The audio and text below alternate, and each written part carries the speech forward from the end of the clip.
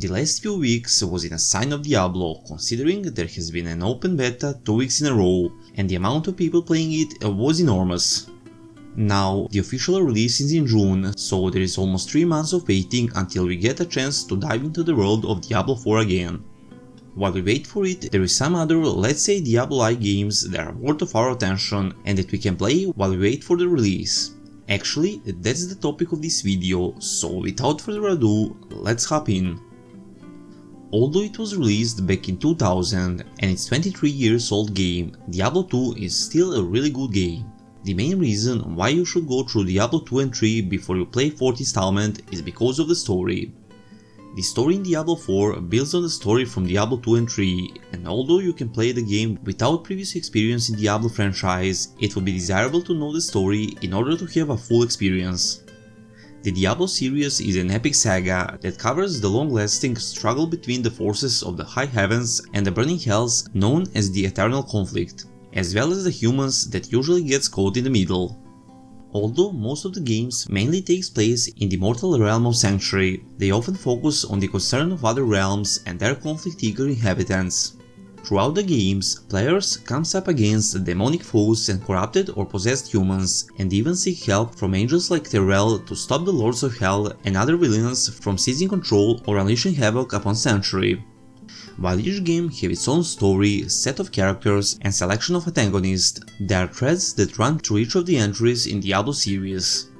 These can be returning character classes, themes, shared locations, recurring NPCs and other such elements that help to tie the installments together and weave a vast and compelling overarching narrative.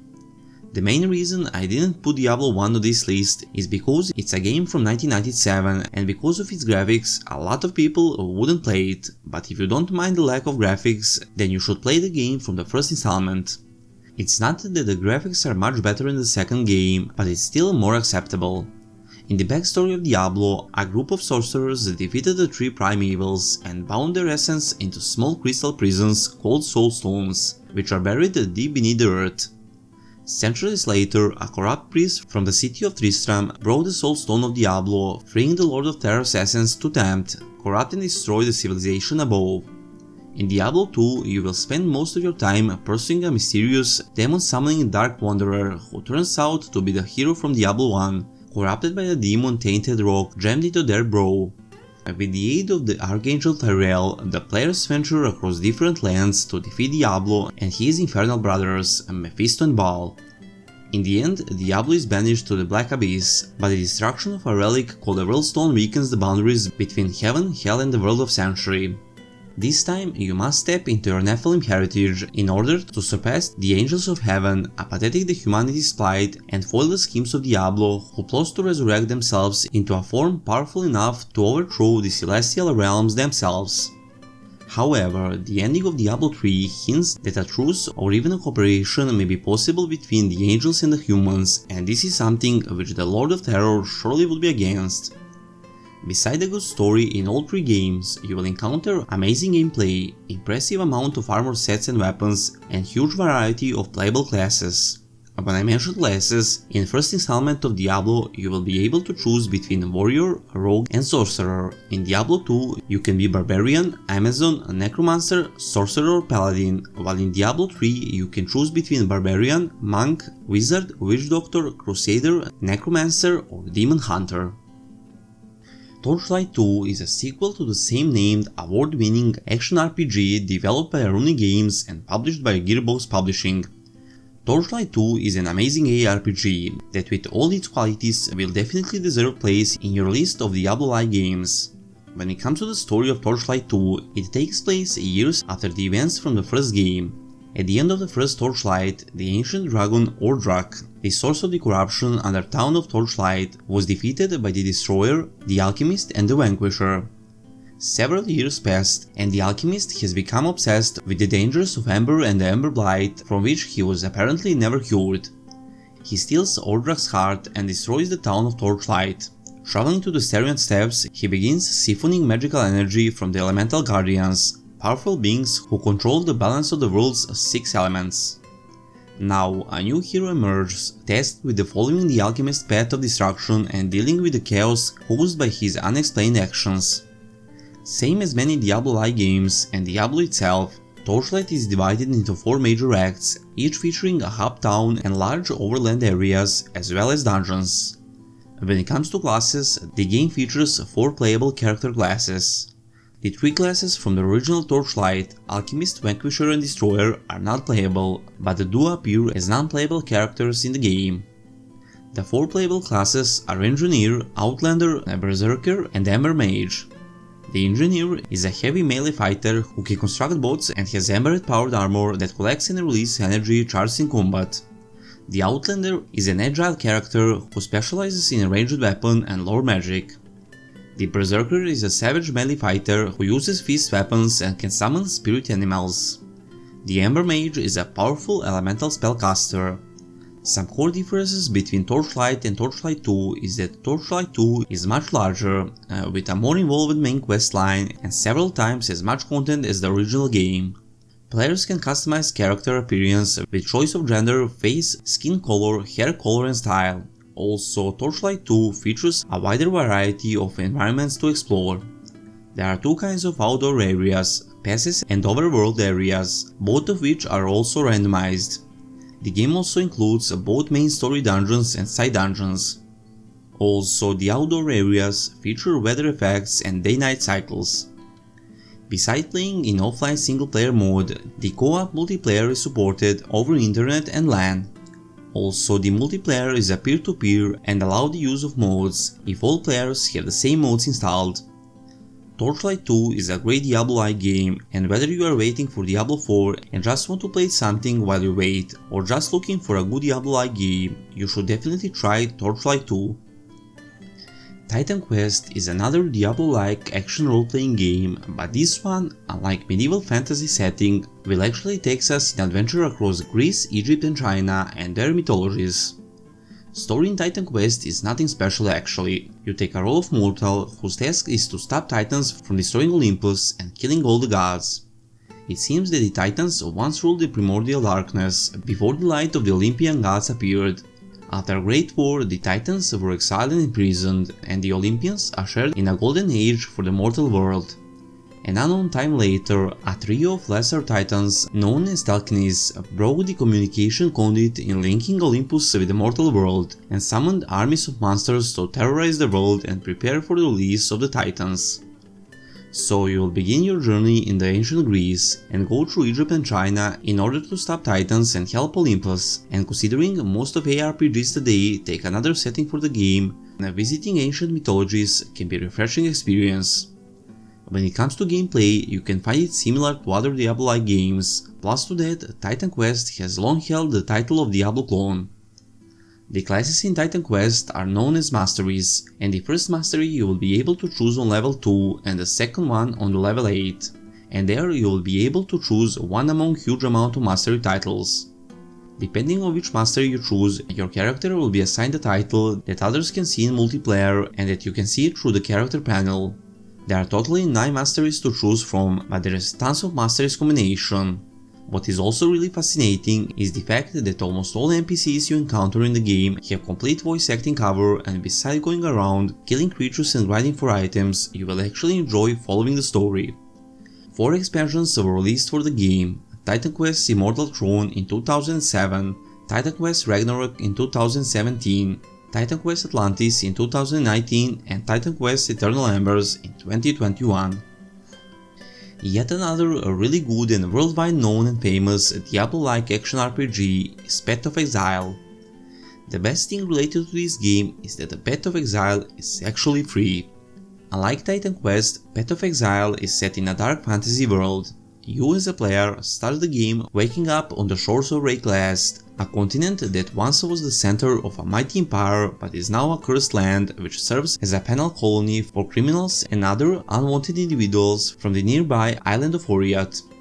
Regardless of the reason for their exile, player must now face the unforgiving wilderness and its dangerous inhabitants, amidst the crumbling ruins and bloody secrets of the Eternal Empire and the wild civilization that came before, and band together with other exiles to survive.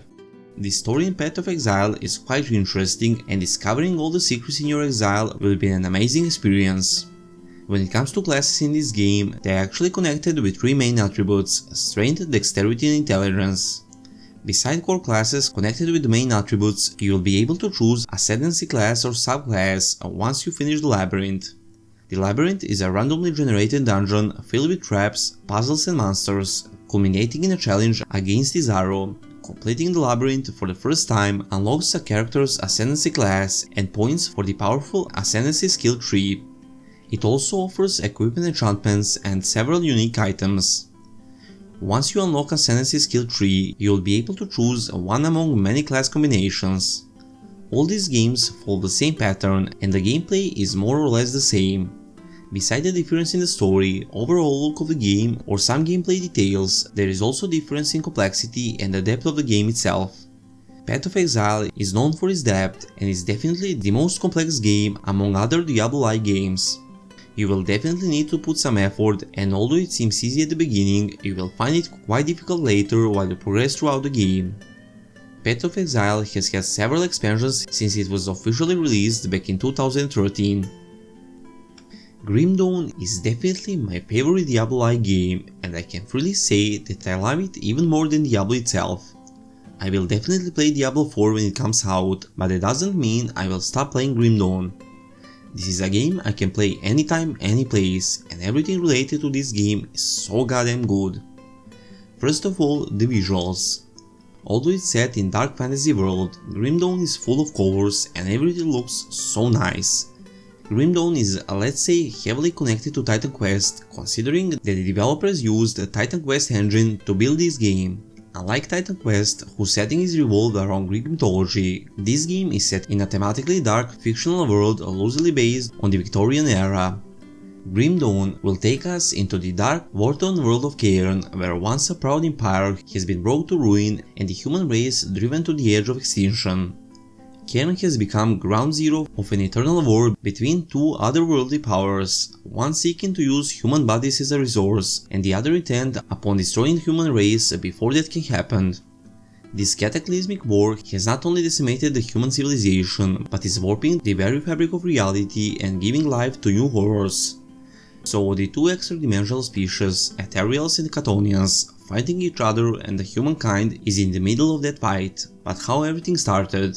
Years before the beginning of the game, during a time when the world was prospering and hadn't been destroyed, human researchers came into contact with extra-dimensional Ethereals. Wishing to know more about them, the researchers opened a portal with the intention of bringing one through, while as a fail-safe they also devised a way to capture it. Once captured, the human researchers conducted experiments on the Ethereals and learned that these beings are made of a spiritual energy known as Ether, and that they have the ability to fuse with human mind and possess the human body if the host is unable to withstand their attempts at control. However, the researchers also discovered that if the Ethereals was successfully removed from a human body, the human would be left with heightened abilities. Wishing to take advantage of their findings, they attempted to bring over more Ethereals into the world. However, things got out of hand and the Ethereals were let loose, upon which they opened more portals to allow even more of them to come through, which kicked off them enslaving the entire human race, and the Catonians' subsequent attempts to wipe out humanity to prevent them from doing so. Grim Dawn have an amazing plot. A lot of people play this type of games just by going around and killing stuff, and to be honest with you, in my first walkthrough I did the same. I remember going around and killing creatures, looking for some good loot, and after coming back to Devil Crossing, which is starting camp in the starting area, I could see that I finished a couple of quests in which I had to kill some enemies and bosses, which I didn't know about at all. And yes, I found that really amazing. Later I started paying attention to the story and details, and I can say that the game is absolutely amazing. Same as with the other games, you could find gameplay in Grim Dawn quite familiar, but in my opinion it's a much more fluid, and compared to other games it feels super smooth. When it comes to classes in Grim Dawn, they are known as masteries, and there are 9 of them: Soldier, Demolitionist, Occultist, Nightblade, Arcanist, Shaman, Inquisitor, Necromancer and Oathkeeper. What is great in Grim Dawn is that you will be able to pick a let's say class at level 2, and later on level 10 you can pick another one, and the result will be the combination of those two. My all-time favorite class is Warder, and it's a combination of Warrior and Shaman. Guys, lighting purifies everything and everyone. Jokes to aside, choosing your masteries is the most important step of creating a new character in Grim Dawn, but beside revolving your character's build around masteries, you can also revolve it around items. Yup, there are items in the game that can grant you passive or active skills, and you can revolve your build around those items actually. It can be difficult, but it's actually possible. There is tons of ways to play your character in Grim Dawn. The game is deeper and more complex than Diablo definitely, but I personally think that the Path of Exile is more complex than the Grim Dawn. Grim Dawn has a massive base game, but beside that it have, let's say, 3 DLCs. Ashes of Malmut and Forgotten Gods, each with brand new storylines, areas to explore, enemies and unique items, not to mention countless hours of gameplay. And the Crucible DLC actually adds a challenging new arena gameplay mode. All of the games mentioned in this video are good on their specific way, all have the Diablo style gameplay but also have unique mechanics, details etc, and no matter which one you choose, you will end up loving it definitely. In one of the upcoming videos I will talk about one of them separately and make retrospective review, and who knows, maybe I will cover all of them separately. I don't need to tell you that the best way to support growth of this channel and my work in general is by pressing that subscribe button, and you can join our Discord server so we can grow our gaming community together. Also, like on this video would be super appreciated so it can please the algorithm gods and so it can reach more people. I hope you enjoyed, and I'll see you in the next one.